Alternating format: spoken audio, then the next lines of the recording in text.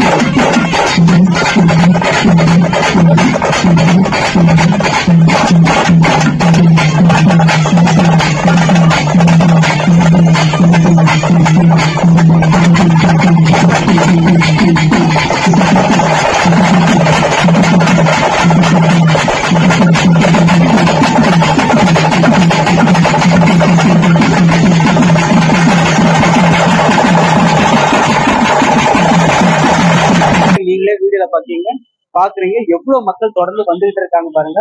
இங்க மக்கள் வெறும் விஜயகாந்த் ரசிகர்களால மட்டும் வரல, பக்தர்கள் வேண்டுதலோட வராங்க. அந்த வேண்டுதல் என்னன்னு பாத்தீங்கன்னா முடி காணிக்க கொடுக்கறதாகட்டும், குழந்தைங்களுக்கு பேர் வைக்கிறதாகட்டும், தொடர் எல்லா நிகழ்ச்சிக்கும் இங்க வந்துட்டு போறாங்க. இந்த விஜயகாந்த் ஐயாவோட கோவில் பாத்தீங்கன்னா நம்ம பிரதான கோவில் ஒரு லிஸ்ட்ல வர அளவுக்கு மக்களோட பாராட்டு பெற்றிருக்கு, ஒரு பக்தியை அதிகரிச்சுன்னு சொல்லலாம். ஏன்னா இப்ப இங்க சென்னை டூர் வந்தாங்கன்னா கண்டிப்பா விஜயகாந்த் ஐயாவோட கோவிலுக்கு இங்க வந்துட்டு தான் போறாங்க.